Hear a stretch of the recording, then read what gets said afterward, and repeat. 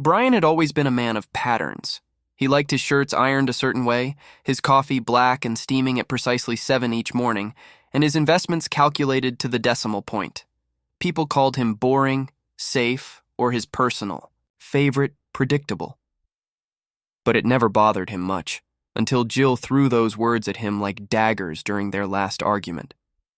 She had said it with a sneer, her eyes full of fire that made her even more beautiful and terrifying all at once. "You're so predictable, Brian. You could forecast the sunrise if you tried hard enough." Then she stormed out of his apartment, leaving behind only the faint smell of her perfume and a silence so heavy it almost bruised the walls. Brian didn't sleep much that night. He paced the cold wooden floor, running scenarios in his head like stock simulations. She thought he was predictable? Fine. But predictable didn't mean foolish. He knew Jill better than she thought. He knew her hunger for fast success, for risks that sparkled like gold coins in a pirate's chest. And more than that, he knew where she had staked her future, Eloisa Capital Ventures. It wasn't public knowledge, of course. But Jill had never been good at keeping secrets from him. She had gloated over champagne one night, slipping details between her teasing laughs. Eloisa Capital was her secret rocket ship, as she had called it, poised to soar. But Brian had done his homework. The numbers behind Eloisa were rotten, inflated like a balloon ready to burst. He could see the patterns clear as daylight. The next morning, while the city hustled under gray clouds, Brian made his move. He shorted Eloisa Capital's stock quietly and efficiently, like a ghost in the market.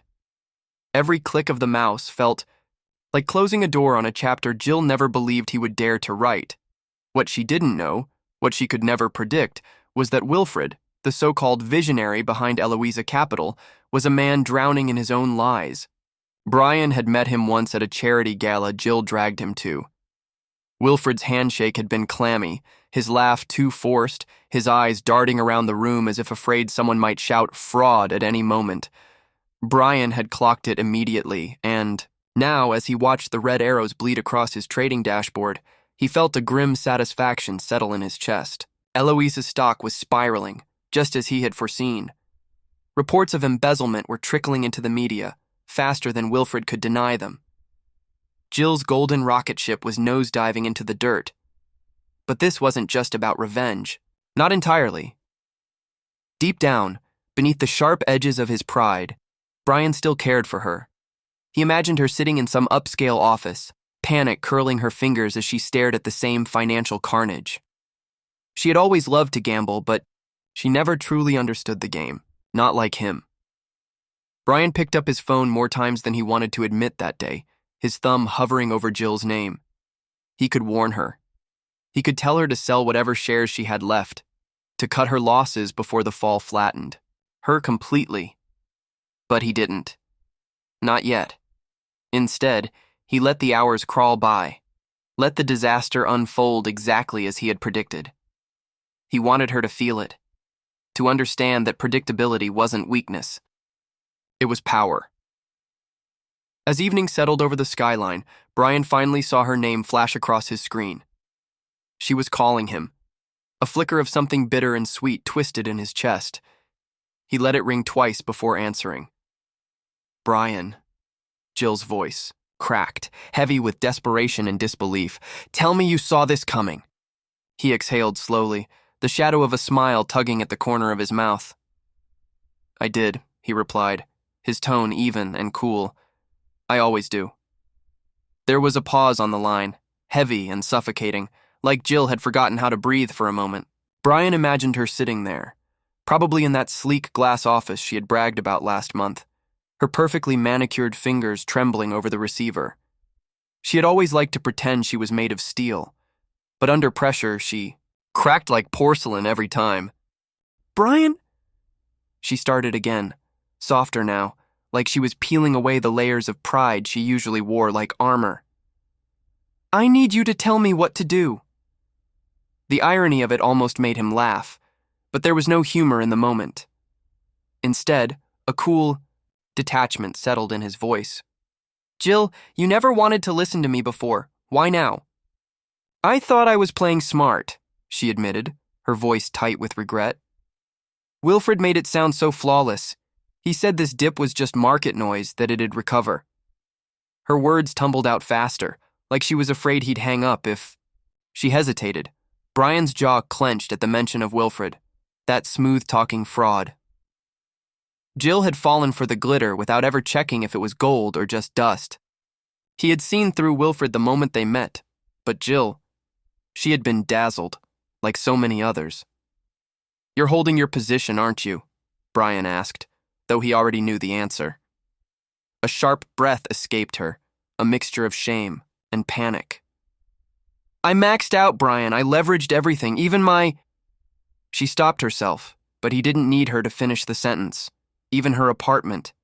Even the savings she had once tucked away like a secret for their future. She had risked it all for the quick win. "You're predictable too, Jill," he said quietly, almost to himself. "Brian, please." Her voice cracked then, raw and real, no games left to play. "Help me." There it was. The moment he had foreseen as clearly as he saw the morning sunrise. Jill, calling him predictable while she fell headfirst into her own reckless patterns. The thought twisted something in his chest. He wasn't sure if it was triumph or something closer to pity, but underneath it all, something else was crawling up his spine, an old, aching tenderness for her. No matter how much pride she burned, no matter how many times she brushed him off, for flashier things he still cared, and damn her for making him feel that way. "You need to sell now," he told her, his voice clipped and firm. "Whatever scraps you can salvage, take them. Pull out before the halt hits. The SEC will freeze the stock soon, and after that you'll be lucky if you can give your shares away." Jill hesitated, and he could almost hear her pride wrestling with reality. She had always hated admitting she was wrong, but now wasn't the time for her stubborn streak. "Brian..." Her voice wavered, barely above a whisper. "I can't log in. My broker account's frozen. They flagged the activity." He squeezed his eyes shut, the weight of her words landing like a gut punch. She was deeper in than he had thought. Much deeper. "Tell me you didn't use margin credit," he said, though he already knew the truth. Silence. Then a small, choked sound of confirmation. "Damn it, Jill." Brian stood up, pacing across his apartment as tension coiled in his shoulders. He hated this. He hated how easily she still got under his skin. And yet, he couldn't walk away. Not yet. "I'll see what I can do," he finally said, running a hand through his hair. "But Jill, listen to me carefully now. You're not out of this. Not by a long shot." A tearful breath crackled through the line. "Brian, why are you helping me? After everything I said to you?" He paused at the window, looking out at the city lights flickering against the dark sky. He could have given her 1,000 bitter answers. He could have reminded her how she called him dull, safe, how she chased risks and other men like Wilfred while he stood quietly in the background. But instead, he chose the truth. "Because," he said softly, "even a predictable man hates to see someone he once loved burn." Jill didn't say anything after that. The line went quiet, not disconnected, just still, like she didn't know how to respond to hearing the word love again from a man she had once left standing alone in his own apartment with a hollow chest, and too many what-ifs. Brian lowered the phone from his ear but didn't hang up. He just let it stay there on speaker as he moved to his desk, pulling up her brokerage firm's website on his second monitor. If there was one thing she hadn't burned entirely, it was her habit of using the same damn passwords for everything. She used to laugh about it, say, "What thief wants my student loan password anyway?" Now it might be the only thing that saves her. He tried the same combination he remembered, her dog's name, her birthday, and Jesus. Wilfred's name tacked on at the end like a damn trophy. It worked. Of course it did. Jill had always been brilliant at taking risks and terrible at protecting herself from their consequences. The dashboard loaded, and what he saw made his stomach clench. She was down almost 87%. Over-leveraged, under-diversified, and fully exposed to a stock that had just been hit with multiple fraud allegations. Brian leaned forward, scanning every tab. There was a 72-hour review hold on all her assets, compliance check due to suspicious trade patterns. The firm was trying to protect themselves, not her. Jesus, Jill, he muttered. I didn't know it was this bad, she said quietly. She was still on the line, listening. You never do until it's too late. You don't have to help me, she said, and there was no bitterness left in her voice now, just a tired honesty. I know I don't deserve it. He didn't argue. She was right. She didn't deserve it. But that didn't stop him. Brian copied the data to a secure sheet, something he could forward to a contact he still had from his hedge fund days, Leonard Chu, a compliance specialist who owed him a favor. Big one. The man used to call Brian the fire extinguisher, because whenever panic spread, Brian walked in calm as water and solved it like he was born to put out flames. As he started drafting the email, a message notification popped up. From Wilfred. It wasn't addressed to him directly. It was a general investor update, sent from a polished mass email account with an attached press release. Brian clicked it open and scanned. It was full of the usual crap. Confident language, vague, reassurances, subtle deflections. But one paragraph stood out. We are aware of the rumors circulating around Eloisa Capital Ventures. These claims are baseless and the result of coordinated short attacks aimed at manipulating our value for profit. Brian almost laughed. Coordinated short attacks? No, Wilfred, it wasn't a group. It was one man, one predictable man who saw you, coming from miles away. He forwarded the release to Jill without saying a word. Got it, she said after a few seconds. He's lying, isn't he? Of course he is, Brian replied, but it's not about convincing the truth anymore, it's about who runs out of leverage first. And it's going to be me, isn't it? She asked quietly. Brian didn't answer. He didn't have to. That night, while the city slept restlessly, Brian stayed up tracing paper trails. His mind worked in silence, the way it always had when the stakes got high. He mapped out what he could do to stop the bleeding, maybe liquidate her other assets, maybe freeze the margin line before the interest avalanche crushed her. It wasn't about money anymore. It was about pride, and something else he didn't want to name yet. And while he worked, somewhere across town, Jill sat in a dark apartment staring at a frozen portfolio and wondering how the man she'd once dismissed had turned out to be the only person still standing with her in the fire. Not Wilfred, not her co-workers. Brian, the predictable one. Morning hit hard like a slap of cold water. Brian hadn't slept a minute. His eyes were sharp, though, scanning every bit of data like a machine wired to spot disaster before it unfolded. He kept checking Jill's account updates, his inbox, even old trading forums, where Eloisa Capital's name was being torn apart by angry investors and gloating short sellers, and then came the message that he knew would arrive, sooner or later. Wilfred. Private, direct, no more glossy newsletters. Wilfred K. Brian, let's not play dumb. I know what you're doing. Back off. You've made your money. Don't be greedy. Brian's lips twisted in a cold smirk. He could almost hear Wilfred's slick voice behind the words, still trying to keep his fake charm alive while his empire crumbled beneath him. Instead of replying, Brian forwarded the message to Leonard.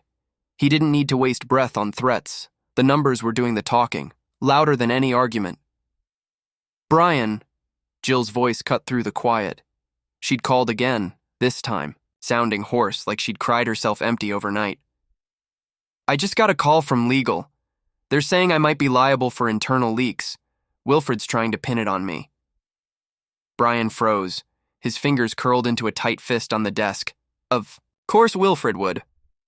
The snake was scrambling, looking for anyone to take the fall but himself, and Jill, with her flashy investments and close ties to the firm, was the perfect scapegoat.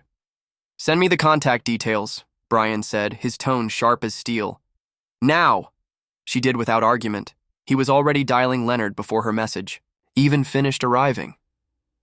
As he waited for the line to connect, Brian glanced out the window. The city felt different today.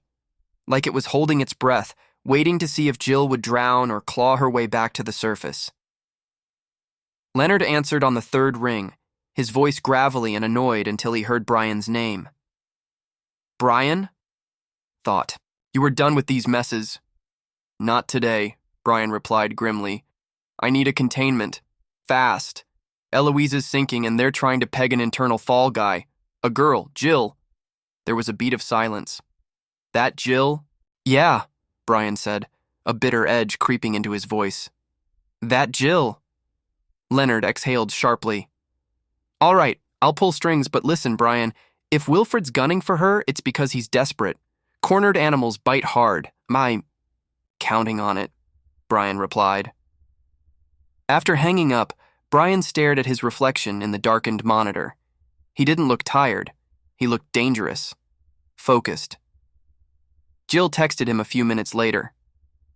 Jill, I trusted him. I really thought he believed in the project.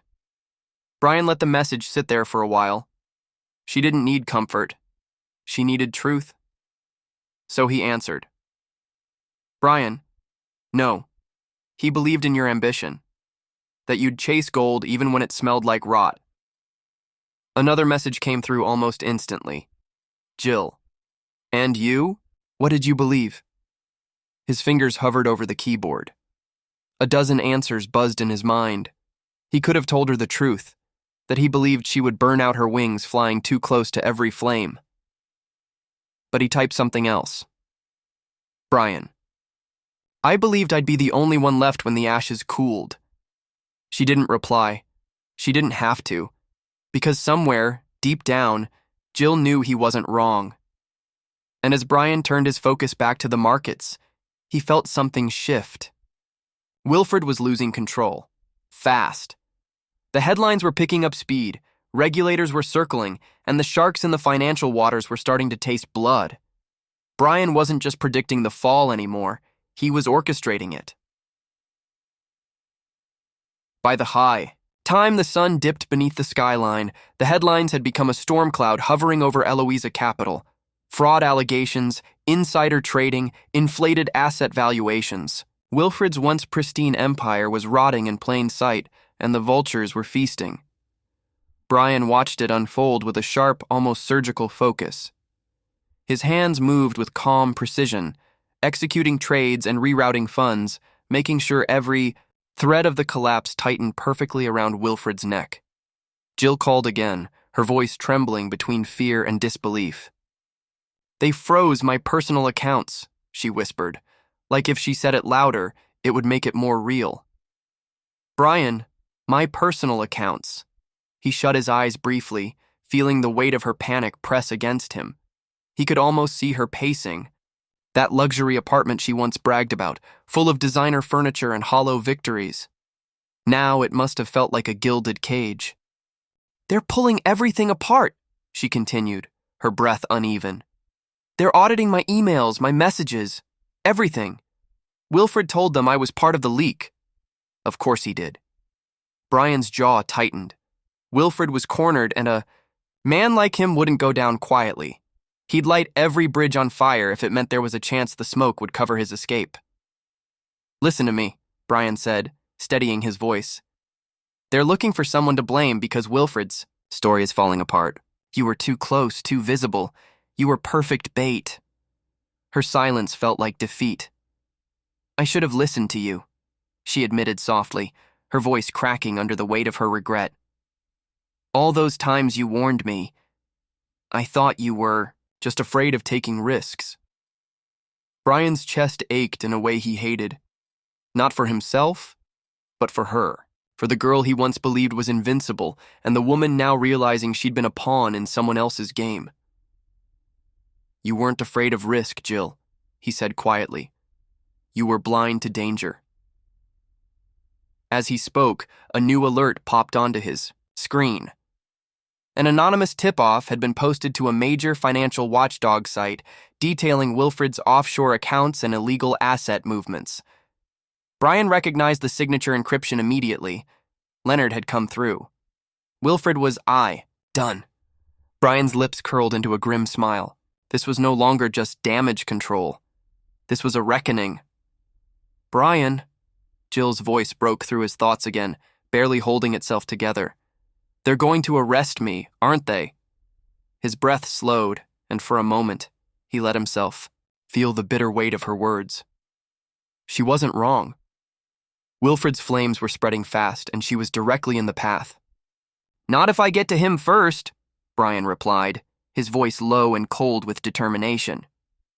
He was already typing, tracing Wilfred's last known transactions. The man was slippery, but not invisible. Offshore routes, private jets, shadow accounts. Wilfred thought he could disappear behind dirty money and fake passports. Brian had studied men like Wilfred his entire career. They all ran the same playbook, thinking they were smarter than everyone else, thinking they were unpredictable. But Brian saw the patterns like constellations in a clear sky, and this time he was 2 moves ahead.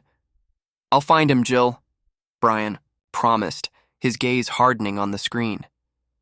"And when I do, I'll make sure he drags your name out of the fire before he burns." For the first time that day, she didn't argue. Maybe she was too exhausted. Maybe, finally, she believed in him, the way she should have from the beginning. "Brian." She hesitated, then said it, soft and almost broken. "I'm sorry." The words twisted something sharp inside him, but he didn't let it show. "Save your apologies," he answered. "Save them for when this is over." And with that, he hung up and turned his full attention to the hunt. Wilfred wouldn't get away. Not this time. Brian's mind worked like a living map, every thread of Wilfred's schemes tracing paths only he seemed able to see. Offshore banks in the Caymans, shell companies masquerading as charities in Luxembourg, a string of anonymous crypto wallets bleeding money into the dark corners of the web. Wilfred was running, fast and frantic, but he had left footprints in the sand. Brian followed them with ruthless precision. His contacts and financial intelligence were already feeding him live data. One message lit up his screen. "Private jet booked out of Teterboro. Destination unclear. Passenger listed under alias Marcus Eldridge." Brian's jaw flexed. Wilfred was sloppy now, predictably sloppy. He picked up the phone and dialed Leonard, who answered before the second ring. "I've got him," Brian said without preamble. "Private jet. Teterboro." Leonard cursed under his breath. "All right, I'll get an injunction filed before he clears U.S. airspace, but you know these guys, Brian. He's desperate. He might try to run before the plane even leaves the hangar." "Let him try," Brian replied, his voice dark and tight. "If he bolts, I want every camera in that airport on him." There was a beat of grim understanding between them before Leonard hung up. Brian's eyes flicked to the time. Less than an hour before Wilfred would attempt to vanish. Another call came through. This time from Jill. "Tell me you found him," she demanded, her voice raw but steadier than before. "I have eyes on him," Brian answered. "But you're not in the clear yet, Jill. If Wilfred escapes, you're left holding the ashes." Her breath hitched, but she recovered fast. "What do you need from me?" That surprised him. Maybe this disaster had finally shaken the recklessness out of her. Maybe, for once, she was ready to follow his lead. "Anything you have that connects you directly to Wilfred's fraud," Brian said. "Emails, recordings, personal messages, especially proof that he coerced you into insider trades." A pause. "I might," she admitted. "There's a voice message. He left it after one of our meetings. I kept it. I don't know why." "Find it," Brian pressed. "Send it to Leonard. It could be your lifeline." Jill didn't hesitate. "I'm on it." As soon as they hung up, Brian's screen flashed again. A live feed from the Teterboro hangar. There Wilfred was, in grainy resolution but unmistakable, a tailored navy suit, sweating under the weight of his collapsing empire, barking into a phone while 2 assistants scrambled beside him. Brian's stomach twisted with satisfaction. "You ran your game too long, Wilfred, and now the market's closing on you." Before Wilfred could board the jet, unmarked black SUVs swarmed the tarmac. Agents in windbreakers spilled out like wolves on the hunt. Brian watched as Wilfred froze, his eyes darting like a cornered animal. He tried to make a break for it, but two agents tackled him to the ground with brutal efficiency. Brian exhaled, slowly, feeling the tension bleed from his body. It was done. The next call came from Leonard, his voice sharp with victory. "We've got him. He tried to claim diplomatic status with some nonsense shell company, but it's over." Brian allowed himself a thin, satisfied smile. Good. He didn't gloat. Not yet. He just watched as Wilfred was hauled into custody, shouting obscenities that the cameras would replay 100 times over the next few days. Then, like clockwork, his phone buzzed again. Jill. "Brian," she breathed. "I saw the news. It's everywhere." Her relief was palpable, pouring through the line like a weight lifting from her chest. "You're safe," Brian confirmed. "At least safer than you were." There was a beat of quiet between them, heavy with all the words left unsaid. "You didn't have to do this for me," she whispered. Brian stared out at the dark city skyline, feeling both the exhaustion and the cold satisfaction of the battle won. "Maybe not," he said, voice low and steady. "But I did it anyway." For a moment, there was only silence. Then softly, Jill asked, "What happens now?" Brian's eyes narrowed, already thinking 10 moves ahead. "Now," he repeated. "Now we finish what we started." The fallout came faster than Brian expected. Once Wilfred was in custody, the floodgates burst open. Media outlets scrambled for every crumb of the scandal. Investors launched lawsuits like Arrows in the Dark, and Eloisa Capital disintegrated overnight under the weight of investigations. The mighty empire Wilfred built on smoke and mirrors was reduced to a cautionary tale. Brian had predicted every twist, but even he was surprised by how quickly the market cannibalized itself once fear took over. Jill, though, she wasn't celebrating. "When I buy on me," she called Brian the next morning. Her voice wasn't filled with relief. If anything, it was hollow, like someone wandering through the ruins of their own making. "They're saying I'll be cleared," she said flatly. "Leonard called me this morning. Apparently, the voice message tipped the scales. You'll walk free," Brian confirmed. "No charges." "But I won't be free," she said, and there was something sharp and bitter in her words that dug into him more than he expected. "My name's ruined. My accounts are drained. I'm a ghost. In my own life." Brian's eyes drifted to the skyline beyond his window. He understood better than anyone how a man, or woman, could win the battle and still feel like they'd lost everything that mattered. "You survived," he said softly. "That's more than most get." "Survived?" Jill let out a brittle laugh. "Brian, I burned everything to the ground chasing a dream that was never mine to begin with. Wilfred fed me lies, and I ate every word like they were pearls. I was so damn desperate to prove you wrong." Her voice cracked on that last part, raw and real, no longer the polished mask she wore in boardrooms and cocktail parties. "I know," Brian admitted, his tone rougher than he intended, and he did know. He knew how she had always looked at him like he was the safe bet, the man with both feet cemented in caution while she chased fireworks in the dark. She wanted the kind of victory that came with flashbulbs and champagne toasts, not the quiet certainty of long-term wins. But now she stood, in the wreckage of her choices, and all that glitter had turned to ash. "What do I do now?" Jill asked quietly. "Start over? With what?" Brian's gaze drifted to his screen, to the modest portfolio he had built from the smoldering remains of Eloisa Capital. He had bought low, when panic sent prices plunging into the abyss. He now owned controlling shares in what was left. And, with Wilfred gone, the company would be gutted and sold off in pieces for a hefty return. There was power in ashes, if you knew how to sift through them. "You rebuild," Brian said simply. "Not the way you did before, not with borrowed money and empty promises. You build slow, you build smart." Her breath shuddered through the line. "And you? Where will you be?" He hesitated, his thumb brushing against the edge of his coffee mug. "Where I've always been," he replied, 2 steps ahead, watching the sky for storms. There was a long pause. Then softly, Jill asked, "Will you help me?" Brian's throat tightened. Part of him wanted to tell her no, to let her drown in the consequences of her recklessness. But another part, the part that had answered her call at her worst hour, knew he couldn't turn his back.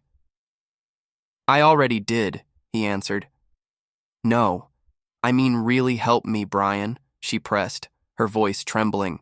"Help me build something real this time." For a moment, he let the thought linger. He could walk away now, clean, with his profits and his pride intact. Or he could stay, risk entangling himself once more in the complicated knot that was Jill's ambition and fire. He thought about the days they had spent together before greed got in the way. The quiet mornings, her laughter when it wasn't forced, the way she looked at him when she wasn't trying to chase something shinier. "I'll help you," Brian said finally, his voice steady and deliberate. "But this time, Jill, you follow my lead." Silence hummed through the line, then, "I will." For the first time, Brian almost believed her. Almost. The weeks that followed were a quiet war fought behind the scenes. No cameras, no flashy headlines. Just cold numbers, sharp strategy, and two people picking their way through the wreckage of a life they both had a hand in burning. Brian never said it out loud, but a part of him had almost expected Jill to slip back into her old habits. To chase after new promises, quick wins, or dangerous shortcuts, but she didn't. Not this time. Every morning she was there on the calls, asking the right questions, listening more than she spoke. Her ambition was still fierce, but now it was tempered by fear and humility. The sting of her fall had left scars, but it had also carved wisdom into her that no victory could have taught her. Brian respected that more than he ever thought he would. One cold morning, as frost clung to his apartment window, he found himself staring at her name on his caller ID. Without thinking, he answered. "I've done what you asked," Jill said, her voice clear and steady, but with an edge of vulnerability beneath it. "Liquidated the remaining holdings, closed all my leveraged positions. I've started from zero." He let that sit between them for a moment. Starting from zero wasn't a curse. It was an opportunity, one most people never live long enough to appreciate. "Good," Brian replied. "Zero is clean. Zero is honest." "You sound like you almost admire it," she teased, a flicker of her old self peeking through, but softer now, less reckless. "Maybe I do," he admitted. There was a beat of quiet before she spoke again, her tone dropping into something more serious. "Brian, do you ever wonder, if I hadn't chased Wilfred's promises, if I had trusted you from the beginning, would things have been different between us?" The question hung in the air like mist. He thought about all the nights he spent watching. Her from the sidelines, knowing she saw him as the safe choice, the fallback plan she never wanted to settle for. He thought about the way she used to look past him toward brighter, flashier futures, futures that were always fictions waiting to collapse. "Yes," Brian said finally, without hesitation. "Things would have been very different." A soft breath escaped her, almost like a sigh of regret. "I thought you were predictable," Jill murmured. "But I never predicted you'd be the one to save me." "That's the thing about being predictable," he replied, a quiet, dark humor in his voice.